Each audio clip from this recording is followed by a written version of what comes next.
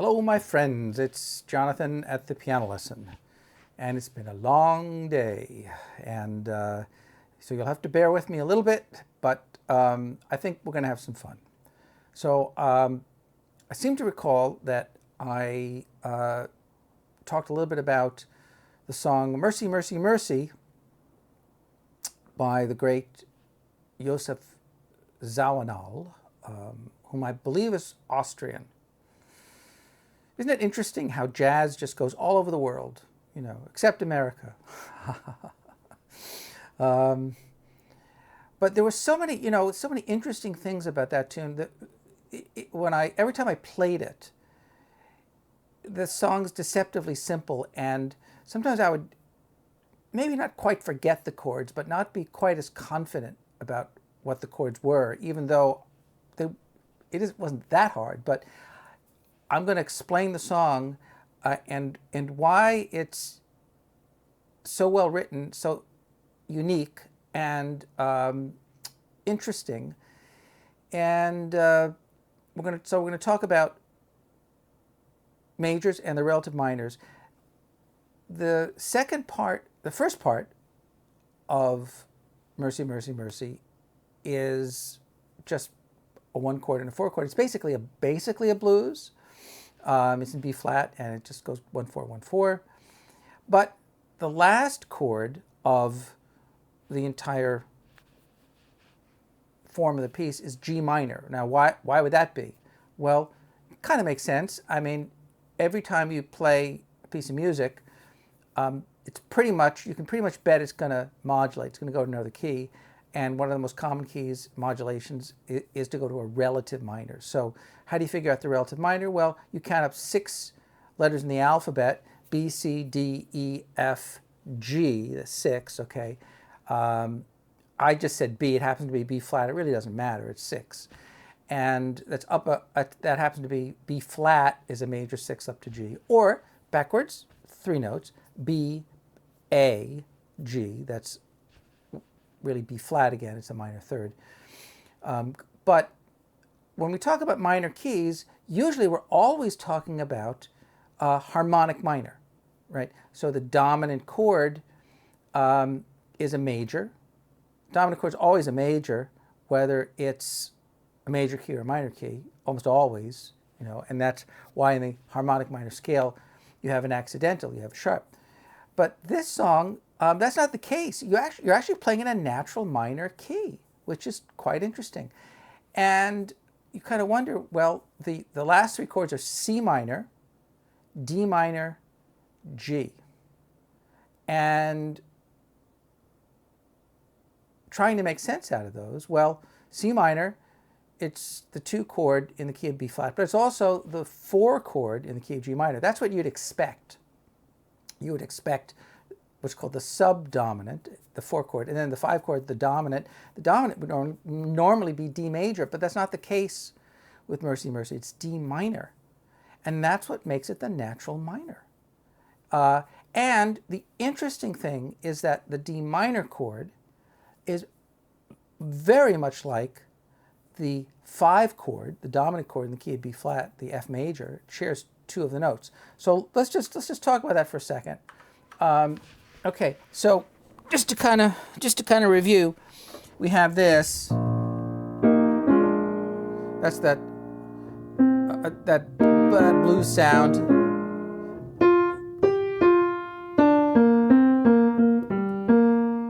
That's the pentatonic scale. That's like this, right? 1, 2. So it does it again.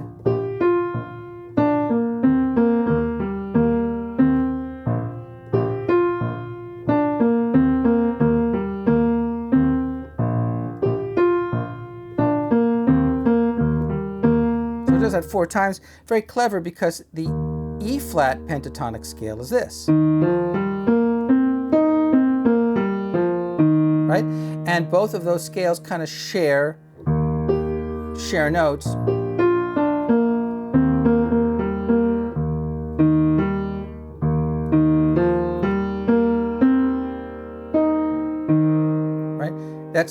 it's very similar.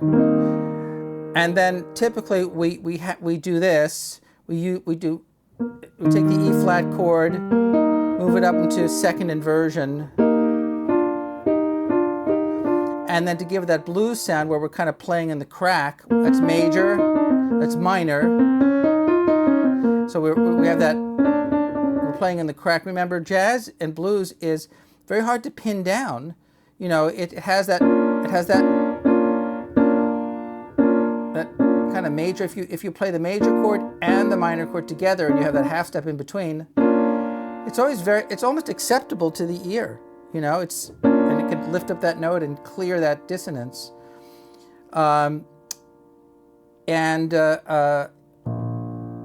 Instead of doing this, we do this. And instead of doing just that, sometimes we do this at the dominant. So any of those variations, you know, this is just this is cleaner. That's nice to hear. There's this. That's nice. There's this. That's nice. Or 4 variations. And when you play your chords, especially simple tunes with simple chords, it's nice to play the chords differently each time, so you know the ear doesn't become bored.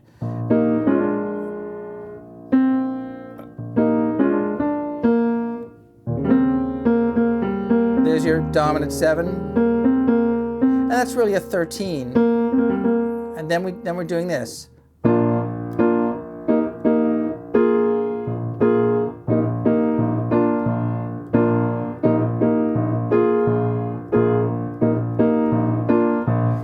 You know, I'm not using, I'll just take a little, come up for air for a second. You notice I'm not using any music deliberately, all right? You can find the sheet music online. I have a student I've had for many, many years named Pedro, great guy, who lives in Spain. And I don't even remember what I started teaching him. I don't know how many years ago. But he's actually Portuguese, so he's from Portugal. He moved to Switzerland with his family, and so I taught him on Zoom when he was living in Switzerland.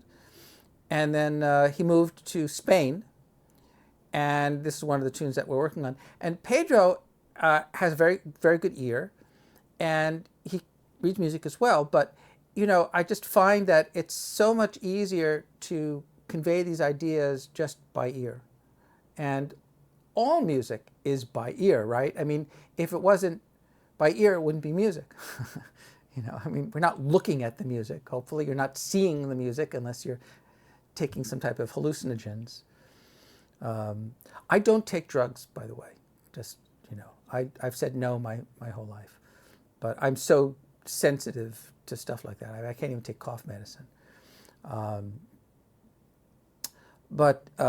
Yeah, it's so much easier. And then he says, well, why don't you just send me the music anyway? And I said, well, look, why don't you write your own music? Write your own music, you know. And the way you start doing that is, first, the most important thing, if you're going to write your own lead sheets, start by pinning down the beat, which is easy enough, but then think of the form of the tune. Most songs have 4 counts in a measure. What that means is you're going to have an accent, a predominant accent every 4 beats. You know, as a general rule, it's going to be loud, soft, soft, soft, loud, soft, soft, soft.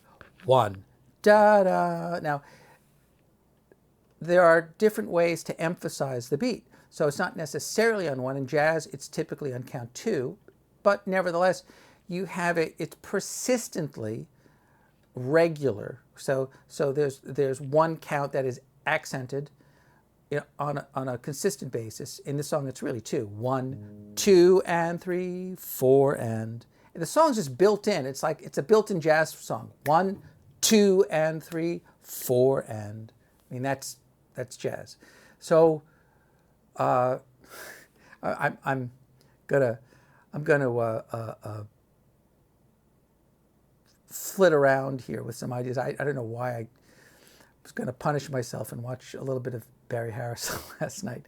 Just, I have this edited, I have this edited video that I made of Barry Harris, which I thought was pretty funny, just talking about everything that was bad with the world. Like I don't think that John Coltrane is jazz, and I don't think ice cream is good, and and Bill Evans, and he's just going on and on. It's like the angry old man sending soup back at a deli, and not to trivialize what he said, because he does have very valid points, okay, but it gets to be funny after a while. I mean, just after a while, it's like like Miles Davis, I don't listen to modal, and it's like I believe in like it starts to sound like I don't know, like jazz Martin Luther King or something like that. Why did I bring him up? Oh yeah,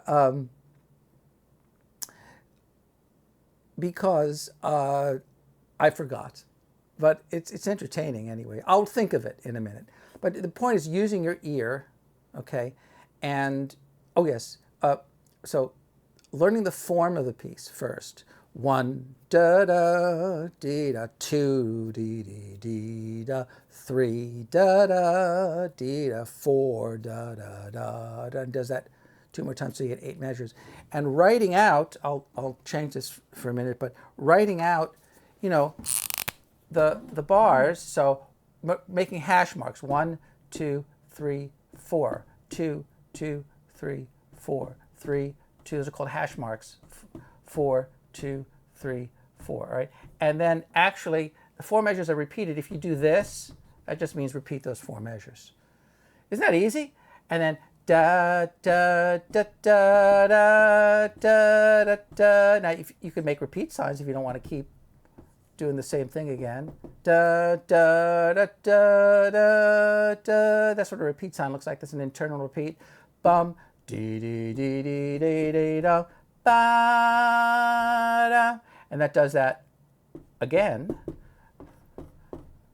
Dee dee dee dee dee dee dee dee. Ba da da da da. Dee dee da. Ba dum ba dum ba da da da. And then that's the end, and you go back. There's your bar lines. So that's the first thing you do. You just kind of try to map it out like that, and then write out whatever you feel you can hear. If you can hear a B flat, well, write it a B flat. If you can't hear a chord, then don't write it in. I mean, that's fine.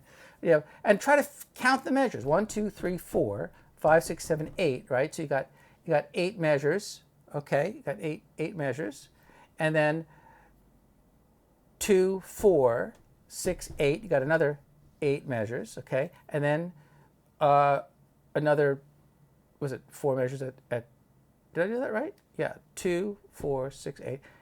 Yeah, and then another 4 measures at the end, 16. So it's actually a 20 bar piece. Okay, if you don't know that when you're playing a tune, you're going to be in sad shape. So let's get down here to brass tacks here. So we're doing this. It's around here. So it's basically all B flat 7, but you have this second inversion E flat 4 chord.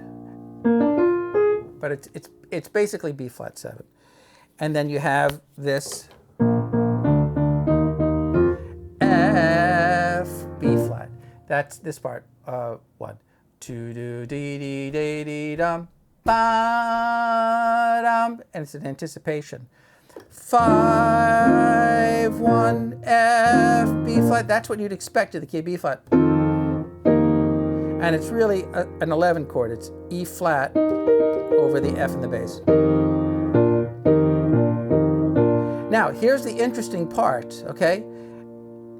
F. That's the dominant chord of the dominant note of B flat. This is where it goes to the relative minor, but it's the natural minor. It's the Aeolian mode. C minor, D minor. It almost sounds, Renaissance. It has that kind of ancient sound. So it's not impossible to have, typically it's G minor, C minor, D major.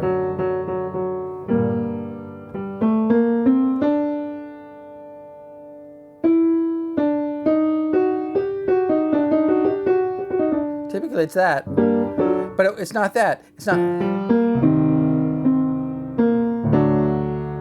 not that. No, that's not what Josiah Arnold wrote. He wrote, that sounds cool. And then back to the beginning.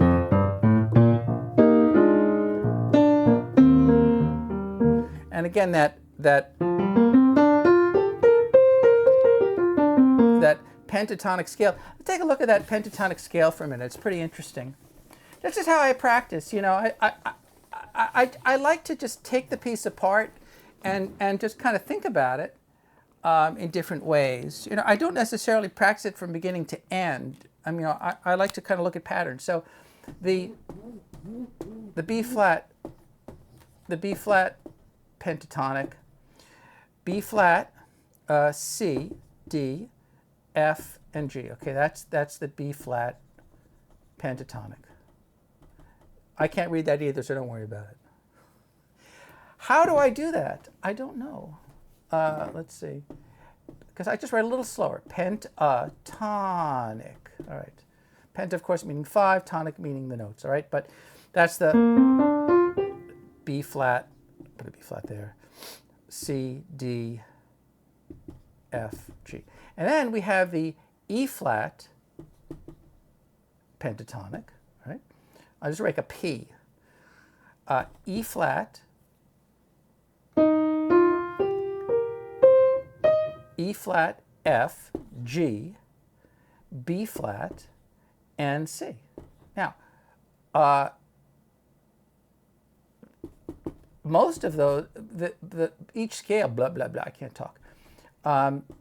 Both of those scales share a heck of a lot of notes. That's the C. And then we're back to the E flat again up there. Just like we'd be back to the B flat. Right? Typically scales are, what's the word I'm looking for? They're bound by an octave. Okay, it's an octave. So, you know, there's no E flat in the B flat scale. That's fine. All right. So that's unique. And conversely, what else? What note is not? So E flat is not in here. They have B flats in common. They have C's in common. There is no D in here. Okay. So the D is the unique note. They both have F's and they both have G's. Okay? So it's really just one note that distinguishes the two scales, that sound. That's why the song kind of flows.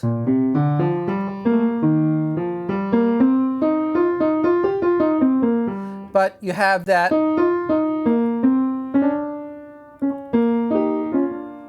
So let's look at the scale that every jazz musician needs to know. The blues scale, which you may or may not know. The blues scale. Now there's different kinds of blues scales, but let's just say, since we're in B flat, D flat, E flat, E natural, F, A flat, and B flat. Okay? So B flat, D flat, E flat, E natural, F, A flat, and B flat. That's the blues. That's the B flat blues scale. So You know, I love tetrachords. I like understanding things in terms of tetrachords, in terms of, so one way to understand this scale is you could understand it as there's a perfect fourth, okay? And you're omitting, O-M-I-T, you're omitting the second note in the scale. You're omitting the C. There's no C in the blues scale. That's kind of interesting. And likewise, F up to B flat, that's a perfect fourth. And that's also a minor scale. And you're also omitting the second, that's the G. So there are two, think of it as two minor tetrachords, right? What scale typically is two minor tetrachords? Well, the Dorian scale. Here's a D Dorian. That's D minor, and that's A minor. So you could kind of sort of think of that as B flat Dorian. So what does Dorian mean? Well, there's different ways to explain it, but suffice it to say that, you know, it's often referred to as a mode. So a mode is just, it's two things. It's two mints in one. No, so a mode can be a key. A mode can be a key unto itself. You can play music in a mode. Or it's also a way to think of another scale, but it's a useful tool so you can reframe the context of a particular scale. So typically, the Dorian mode is sort of as the second mode of a major scale. So what does that mean? Well, if you know your major scales, and you reframe the major scale starting in the second degree of the scale. So it's like, say it's a C scale, you start on D, and they're all white keys, and you just reframe it. Right? You can refer to that as D Dorian. It's a very useful way of discussing music. You know, if you want to talk about a group of notes that have a certain sound, but the terminology, I think, is a little sloppy, and you know, you could also think of a Dorian mode simply as a major scale with a lowered third and a seventh. How does that work? Well, here's D major. So you have the F sharp and the C sharp. It just so happens that those two sharps kind of just pop out. If you flat those, if you lower them, so that way of thinking is referred to as parallel relationships. So all the Ds are like D major compared to D minor. That's a parallel relationship. And D Dorian is a minor mode. It's not necessarily a minor scale. When we're talking about minor scales, we're usually talking about either one type of natural minor scale, which is the Aeolian mode, and the Aeolian mode, which is the sixth mode of a major scale. I know I'm getting maybe a little into the weeds here, but the Aeolian mode is the sixth mode of a major scale. So you say, well, okay, well, D is the sixth note of what scale?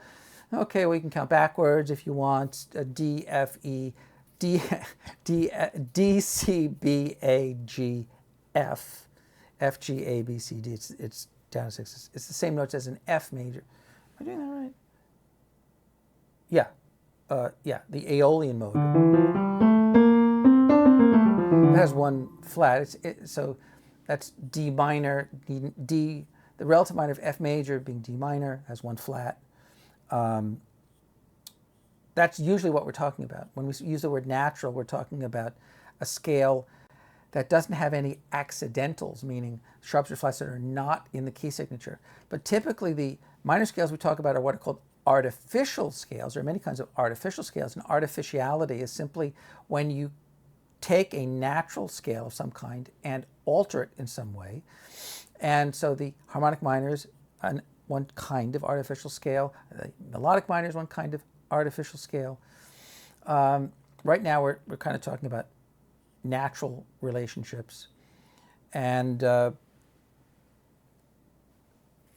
so this idea of playing in the mode, or we're talking about,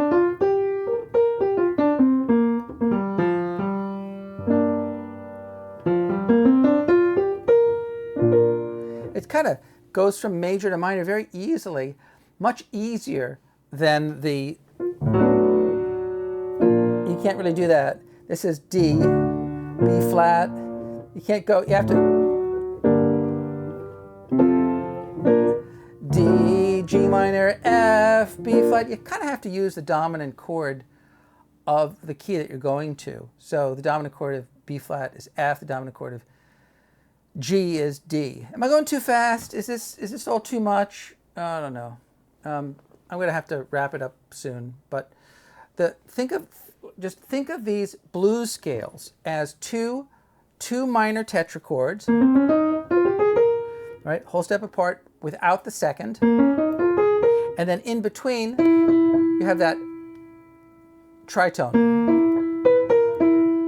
equidistant. That's the glue that glues it together. Okay, so the advantage of thinking of it that way is that it's much easier to learn 4 notes, and you probably already know your minor scales. So rather than having to learn something new, you can just readjust your thinking and learn something